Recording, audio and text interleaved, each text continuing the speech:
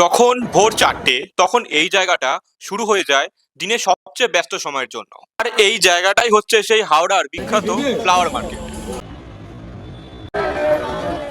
ইন্ডিয়ার সবচেয়ে বড় ফ্লাওয়ার মার্কেট হাওড়া যেটা অবস্থিত আছে। আজকে কিন্তু হাওড়া মার্কেটে ফ্লাওয়ার মার্কেটটা পুরো এক্সপ্লোর করবার পুরো ভিডিওটা কিন্তু আপনাদের সামনে রিপ্রেজেন্ট করবো।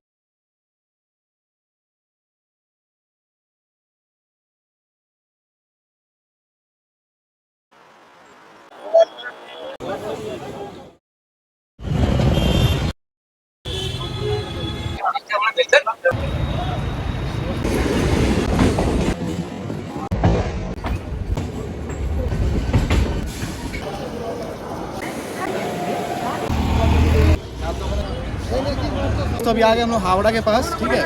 पीछे हावड़ा ब्रिज आपको दिखाई दे रहा होगा। अभी हम लोग अपने इंडिया का बिगेस्ट फ्लावर मार्केट में, जहाँ अभी हम लोग 6 बजे तक पहुँचे हैं। देखते कुछ देखने मिलता है कि नहीं मिलता है। এখানে শুধু ফুল বিক্রি হয় না, এখানে বিক্রি হয় হাজার হাজার মানুষের স্বপ্ন, হাজার হাজার মানুষের পরিশ্রম, তাদের প্রত্যেক দিনের বেঁচে থাকার লড়াই, তাদের প্রত্যেক দিনের বেঁচে থাকার গল্প। আমরা চলে গেছিলাম ফ্লাওয়ার মার্কেট হাওড়ার, আর সেখানে শুধু ঘুরতে না, সেখানে গেছিলাম সেখানকার ভেতরকার যে গল্পগুলো সেইগুলোকে জানতে। এই রাত 2টো থেকে যে মানুষেরা এত পরিশ্রম করে এখানে মানুষের জন্য এত ফুল বিক্রি করছে, তাদের বেঁচে থাকার গল্পগুলো, তারা কিভাবে লড়াই করছে প্রত্যেক দিন, ব্লগটাতে আপনাদের সাথে একদম ভালোভাবে শেয়ার করব। এখানকার কিন্তু ব্যবসা শুরু হয়ে যায় রাত্রির 2টা থেকে, মানে মানুষেরা রাত্রিবেলা থেকে কাজ অলরেডি এখানে স্টার্টিং করে দেয়। এখানে পুরো ভিডিওটা চেষ্টা করবো পুরোটা রাখার, এখানকার কি পরিস্থিতি পুরো জিনিসটাকে এই ভিডিওতে কিন্তু টোটালি দেখানো।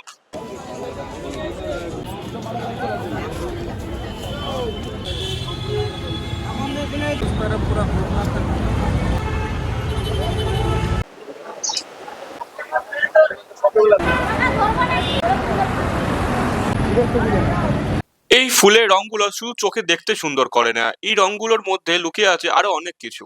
এই রংগুলো মানে কারোর বিয়ের হাসি, কারোর পুজোর ভক্তি, কারোর দিনের শুরু। প্রত্যেক দিন এই মার্কেট থেকে লাখ লাখ টাকার ব্যবসা হয়। এখান থেকে ফুল যে কোথায় কোথায় ইন্ডিয়া ডিস্ট্রিবিউট হয় সেটা হয়তো আমিও জানি না। রাত 2টো থেকে শুরু হয়ে যায় এখানকার কিন্তু কাজ, আর এই কাজ কিন্তু সকাল 11টা পর্যন্ত একদম একটানা চলে। সত্যি বলতে গেলে আজকে বুঝলাম যে কলকাতা শুধু একটা শহর নয়, এই শহরে আছে প্রচুর ধরনের নানান জায়গার কালচার। আর তার সাথে যখন এখানে ঘুরতে গেছিলাম, এই ফুলের বাজারে ফুলের রংগুলো একটা আলাদাই ফিলিংস কিন্তু তৈরি করছিল, যেটা ওখানে না গিয়ে না দাঁড়িয়ে কিন্তু বোঝা যাবে না। আজকের ব্লগটা এবার যদি একটু ডিপে নিয়ে যাই তাহলে কেমন হয়। লোকেশন কিন্তু এখনো সেই হাওড়া ফুলের বাজারই আছে, কিন্তু ভোর কিন্তু এখন একটু এগিয়েছে, আলোটা ধীরে ধীরে বাড়ছে, আর বাজারের মানুষের গতি কিন্তু আরো বেড়ে যাচ্ছে। শুধু আমি চারদিকে মুভমেন্টগুলো দেখতে পাচ্ছি, মানুষ দৌড়চ্ছে, ফুলগুলো চারদিকে উঠছে নামছে, আর দাম ক্রমশই বেড়ে যাচ্ছে ফুলের। আর এখানে না তখন আমার একটা কথা মনে পড়লো, লাইফটা অনেকটাই বাজারের মতো, তাই না? কেউ কিন্তু এখানে থামে না, যে থামে সেই কিন্তু পিছিয়ে পড়ে। আমরা হাঁটতে হাঁটতে একটা জিনিস জাস্ট লক্ষ্য করলাম এখানে, যে আমরা অনেক সময় পারফেক্ট মুভমেন্টের জন্য ওয়েট করি, কিন্তু এখানে কিন্তু কেউ ওয়েট করছে না। সবাই শুধু এখানে স্টার্ট কিভাবে করবে সেটাই শুধু ভেবে যাচ্ছে। এই বাজারে কেউ ফুল আনে, কেউ আবার মালা বানায়, কেউ আবার বিক্রি করে, একটা আলাদা ইকোসিস্টেম কিন্তু কাজ করছে। আচ্ছা, এবার আজকের এই ব্লগটা শেষ করার আগে একটুখানি থামি আর একটুখানি ফিল করি এই জায়গাটাকে, এই হাওড়ার এই ফুলের বাজারটাকে। এখানে যারা কাজ করছে তারা শুধু ফুল বিক্রেতা না, তাদের মুখের পেছনে আছে অনেকগুলি গল্প, তাদের জীবনে আছে সংগ্রাম, তাদের জীবনে আছে দায়িত্ব, এবং তাদের জীবনে আছে ভালোবাসার মানুষগুলোকে প্রত্যেক দিন খাবার জোগানোর জন্য যে পরিশ্রম, সেই জিনিসগুলিকে নিয়ে।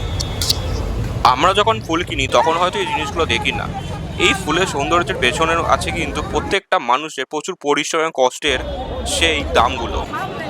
আজকের এই ব্লগটা শুধু এক্সপ্লোর করা না, এই ব্লগটা ছিল মানুষকে অনুভব করার একটা চেষ্টা, কারণ তুমিও জানো মানুষ কতটা লড়াই করে এখানে বেঁচে আছে।